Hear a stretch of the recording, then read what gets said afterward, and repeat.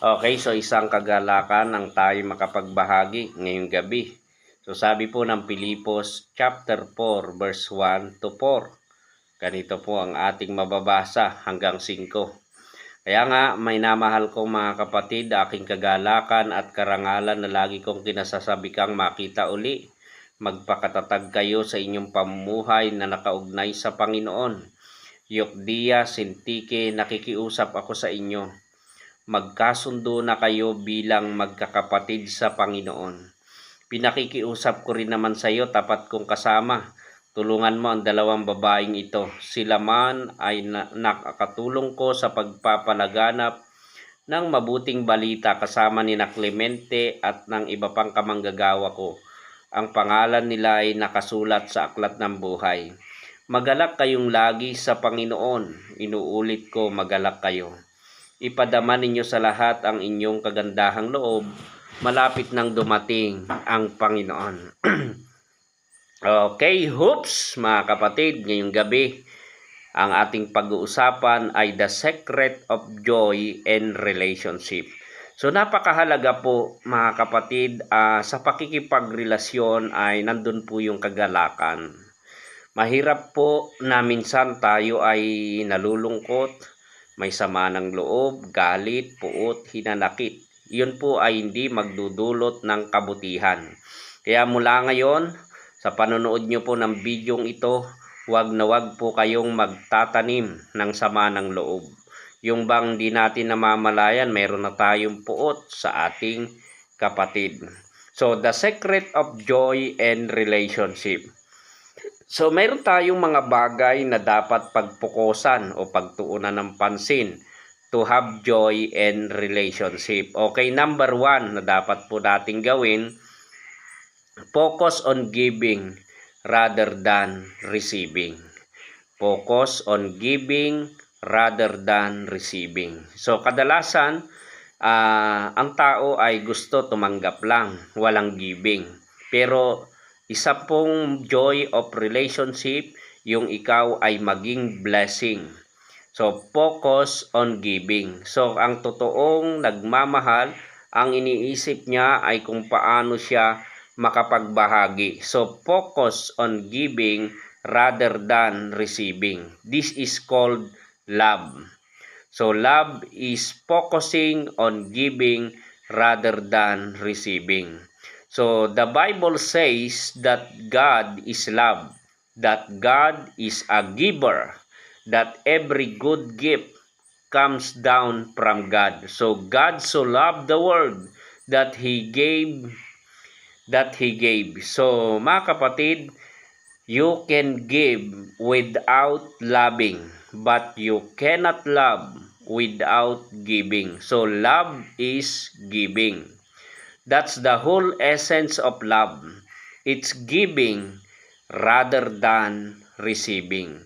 When you focus on giving rather than receiving in your relationship, you're being most like God, because that's the loving thing to do. So according to Acts chapter 20 verse 35, there is more happiness in giving than in receiving.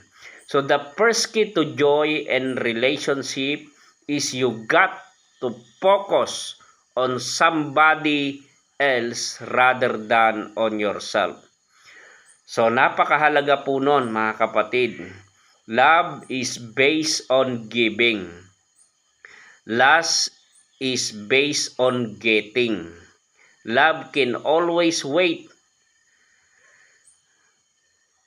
to give, but lust can never wait to get. So napakahalaga po mga kapatid na maintindihan natin na talagang dapat nating pagpukusan, focus on giving rather than receiving.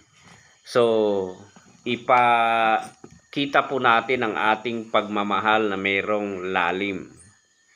So, yun po, napakahalaga niyan sa ating buhay. Okay, pangalawa, the secret of joy and relationship, focus on healing rather than hurting. So, hayaan natin na mapagtuunan ng pansin yung ikagagaling. Hindi na yung puro sakit. So, yun, marami ng mga nasaktan, marami ng luhaan. So, yun. So, hindi na yun ang dapat nating pagpukusan. Ang pagpukusan natin ay yung kagalingan, kaginhawaan, katagumpayan ng ating buhay. So, Colossus chapter 3 verse 13. Be gentle and ready to forgive. Never hold grudges. Kung isi-circle natin yan, remember the Lord forgive you, so you must forgive others. Yan, pinatawad po tayo ng Panginoon. So, para makaalpas po tayo sa mga pain, so, lumaya tayo, kailangan po nating magpatawad. So, yun, napakahalaga nun sa ating buhay. Okay, number 3 na dapat nating gawin, the secret of joy and relationship, focus on God's power rather than my problems. So minsan mga kapatid, ang pinalalaki ng tao ay ang problema.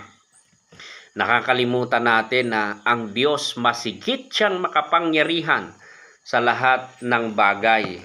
So trust in God at all times. Pour out your hearts to Him, for God is our refuge.